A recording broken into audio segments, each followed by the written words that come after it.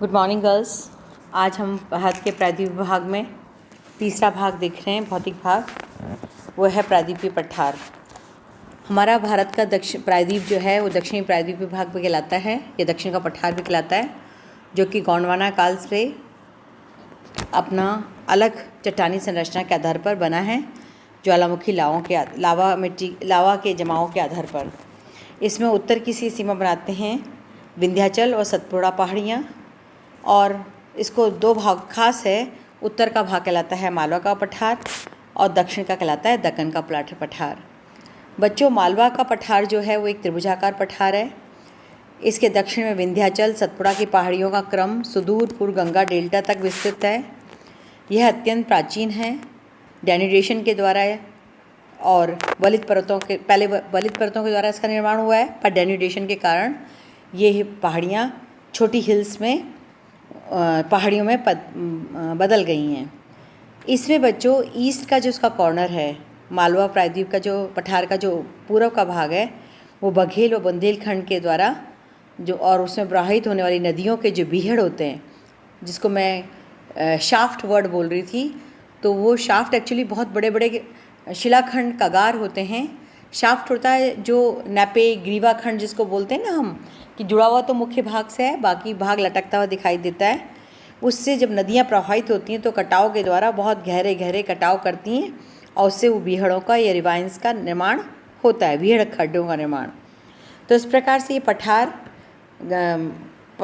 पश्चिम से पूर्व की ओर यानी गंगा घाटी की ओर इसका स्लोप हल्का आता है, और सामान्यतः लहरदार है, और कहीं कहीं इसमें ऊंची पहाड़ियाँ हैं। अब मालवा पठार के अंदर बच्चों विंध्याचल पर्वत सिस्टम है, जिसमें औसत ऊंचाई आपकी 200 से लेकर 600 मीटर तक ऊंचाई है इस पठारी भाग की। और इसमें मध्य प्रदेश से गुजरात, उत्तर के गुजरात से स्टार्ट होकर नर्मदा के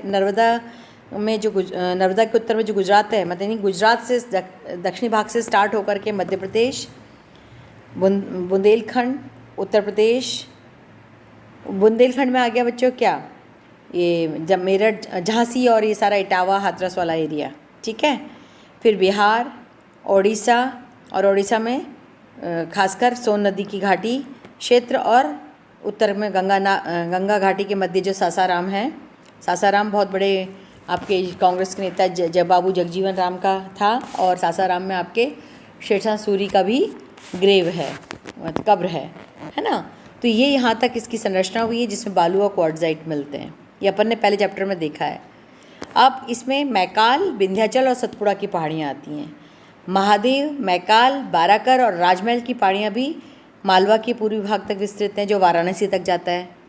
देखो वापस से सुन लो, महादेव, मैकाल, बाराकर और राजमहल की पहाड़ियाँ, जो मैंने मैप में आपको फर्स्ट चैप्टर में बताए हैं, जो मेरे फर्स्ट जो लेक्चर्स हैं उसमें सारा मैप में मैंने डाल रखा है। तो ये आपका वाराणसी तक जाता है, यूपी के वाराणसी क्षेत्र तक, मालवा के विंध्याचल सिस्टम का क्षेत्र, और ये अवशिष्ट पर्वत है, रिलिसेट माउंटेन्स हैं ये। और सतपुड़ा श्रेणी जो है विंध्याचल के समानांतर है, और नर्मदा व ताप्ती के मध्य स्थित है। गुजरात में राजपीपला पहाड़ियाँ, राजपीपला क्या है, नर्मदा के पास में छोटा सा एक जिला है गुजरात का, ठीक है। तो यहाँ से लेकर के पंचमढ़ी है आपका महाराष्ट्र उत्तरी भाग, ठीक है।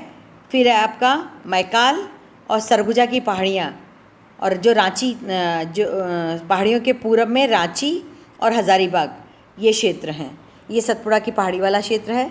इसमें बेसाल्ट और ग्रेनाइट है। इसमें औसत ऊंचाई 760 मीटर है, और अनेक पर्वत शिखर हैं इसमें, जिसमें देखिए पर्वत शिखरों में जो 1200 मीटर से ऊंचे हैं। अब पंचमढ़ी है, पंचमढ़ी हिल स्टेशन है महाराष्ट्र का। अमरकंटक महाराष्ट्र, जहाँ नर्मदा नदी निकलती है। और धूपगढ़ जो मेन जगह है बेटा, जो 1480 मीटर ऊंची हिल है। और इसके पूर्व की ओर सतपुड़ा श्रेणी का निर्माण गोंडवाना तथा आर्कियन शैलों से हुआ है।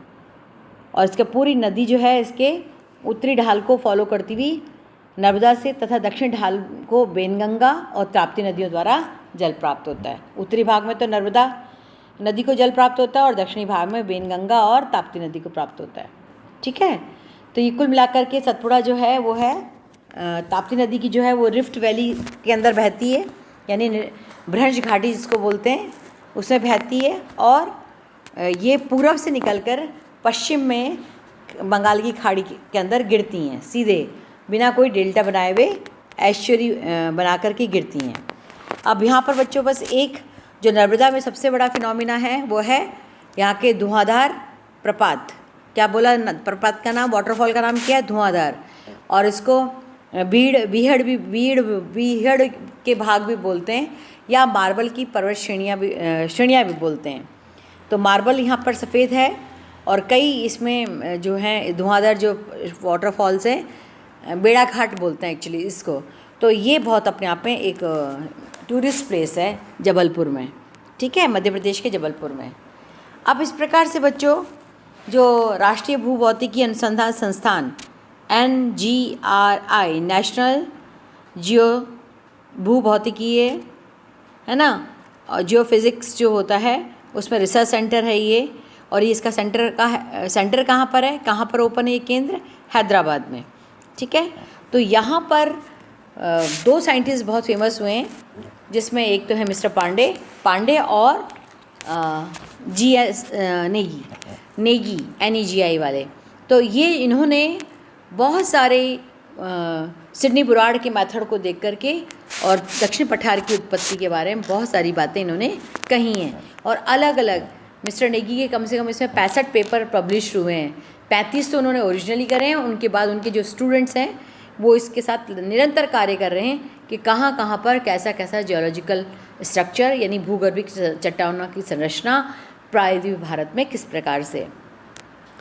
अब देखो बेटा, जो सिडनी बुराड़ ने कहा था ना कि अमरकंटक के ठीक नीचे 6000 मीटर ऊंची श्रेणी स्थित है, यानी अमरकंटक जो चोटी अभी हमें दिखाई देती है वो अराउंड 6000 मीटर ज़मीन के अंदर धंसी हुई है। और इस बात को हम आज वर्तमान समय में जोग्राफर्स छोटा नागपुर के पठार उसमें पाई जाने वाली श्रेणियों में भी देखते हैं और अरावली श्रेणी की संरचना में भी देखते हैं। तो इस प्रकार से प्रायद्वीपीय जो हमारा ये पठार चल रहा है, अब इसमें आ जाता है सेकंड छोटा नागपुर, थर्ड आ जाता है छोटा नागपुर का। पहले मालवा का पठार, फिर विंध्याचल का, फिर छोटा नागपुर का पठार।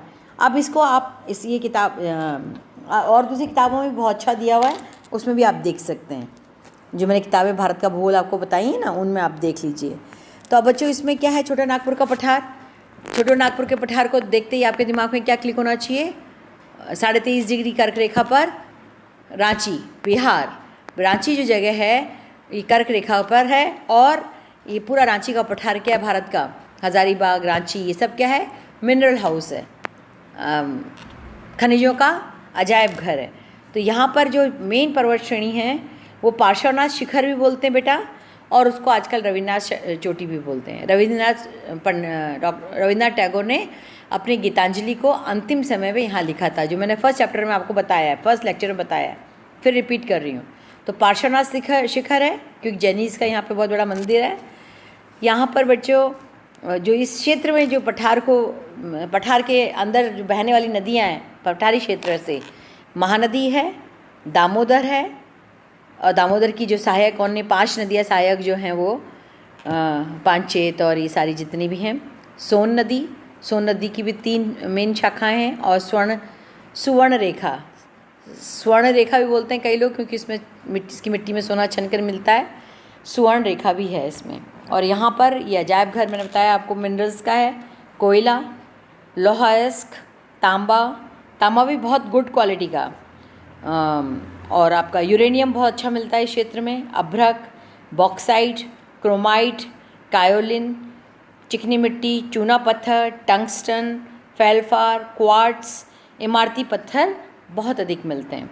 तो रांची का पठार या छोटा नागपुर का पठार अपने आप में बहुत बड़ा जमाव लिए हुए है अनेक प्रकार के खनिजों का। अब इसी मालवा के पठार का उत्तरी भाग जो सीमा बनती है हमारा, अरावली श्रेणी और थार मरुस्थल भी इसमें आता है। अरावली श्रेणी में बच्चों हमारा है ये मालवा के उत्तर पश्चिम में 800 मीटर लंबाई में, अहमदाबाद से राजस्थान से दिल्ली तक, जिसको हमने बोला था दिल्ली श्रेणी, और उसका नाम दिल्ली श्रेणी पर है नहीं वो, और दिल्ली के निकट होने के कारण इसको कहा है। अदरवाइज़ की उत्पत्ति रायलसीना काल के अंदर हुई है।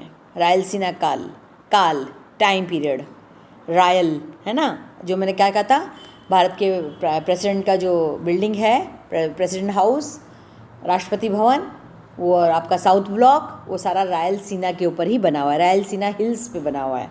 ठीक है। अब अरावली अहमदाबाद के पास में हमारा सिरोही डिस्ट्रिक्ट है। सिरोही डिस्ट्रिक्ट में आपकी गुरु शिखर श्रेणी है सबसे ऊंची 1758 मीटर। उदयपुर के पास में, उधर के उदयपुर का जो उत्तर पश्चिमी, ये फतेह सागर और उसके पिछड़ा झील का जो उत्तरी पश्चिमी भाग है, वो पूरा जरगा की पहाड़ियाँ हैं जो 1220 मीटर हैं। अलवर, और ये ऐसे सीधी फैलती हैं अजमेर तक होती हुई, जो मैंने बताया था रघुनाथ दर्रा और ये सारा, तो ये सारा अपने अजमेर में तारागढ़ की पहाड़ी हो गई। और लास्ट में अरावली पर्वत का हर्षनाथ की पहाड़ियाँ हैं अलवर के पास। यहाँ आते आते तक ये 900 मीटर ऊंची जाती हैं और 900 मीटर ऊंची ही रह पाती हैं।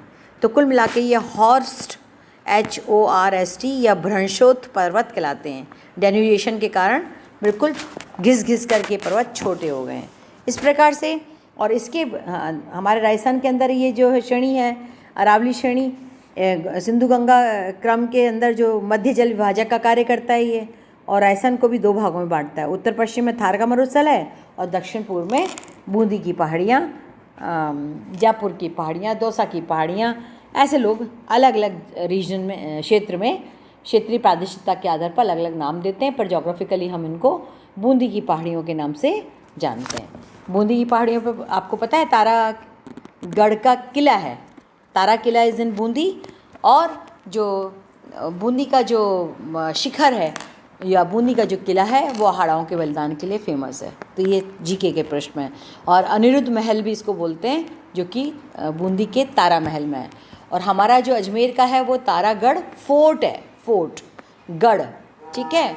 और ये महल है, तारा महल बूंदी में है।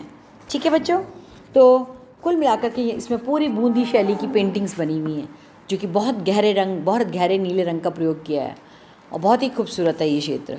तो इस प्रकार से बच्चों थार मरुस्थल के अंदर भी हमारे माल, मेरू, मरु, राजस्थान का दक्षिणी भाग कहलाता है माल, मध्यवर्ती कहता है मेरू, पर्वत श्रेणी है इसलिए, और पश्चिमी भाग कहलाता है माल।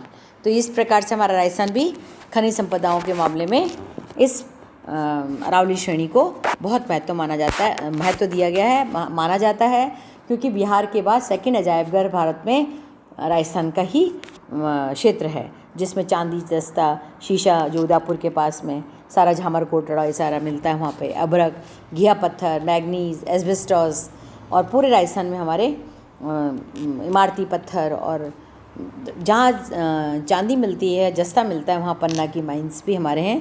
और अजमेर के दक्षिण में भीलवाड़ा से निकट पन्ना की माइल नई, जो अभी 90s 2000s में मिली थी, 91 से लेकर 98 99 तक उसमें खूब पन्ना निकला है। तो इस प्रकार से पन्ना माइंस है। अब लास्ट इसमें आता है सौराष्ट्र और रनकच्छ। और रनकच्छ बच्चों ये भी हमारा थार के मरुस्थल के दक्षिण का भाग है, यानी गुजरात का भाग है पूरा। इसमें 900 से 100 या 1200 मीटर ऊंची पर लहरदार धरातल है ये। और सौराष्ट्र एक मतलब खासकर इसमें कई प्रकार के छोटे छोटे द्वीप हैं, खंबात की खाड़ी है। उत्तर का भाग इसमें कच्छ का उजाड़ रेतीला मैदान है, ये पहले पानी में था, अभी ऊपर उन्मंजन की प्रक्रिया के द्वारा स्थलीय दलदली भाग के अंदर परिवर्तित हो गया। यहाँ पे कई झीलें या नमकीन पानी की सलाइन लेक्स टाइप हैं, दलदली हैं, जिसमें तीव्र वाष्पीकरण के द्वारा नमक पैदा होता है। तो ये इस प्रकार से मालवा का पठार प्रायद्वीपीय भारत का या दक्षिण के पठार का उत्तरी भाग है। प्रायद्वीपीय भारत बोलते हैं ना, तो उसका उत्तरी भाग हो गया मालवा का पठार। आज के लिए बस इतना ही, थैंक यू। मैप मैं आपको ई कंटेंट के द्वारा डाल दूँगी व्हाट्सएप ग्रुप में, ठीक है।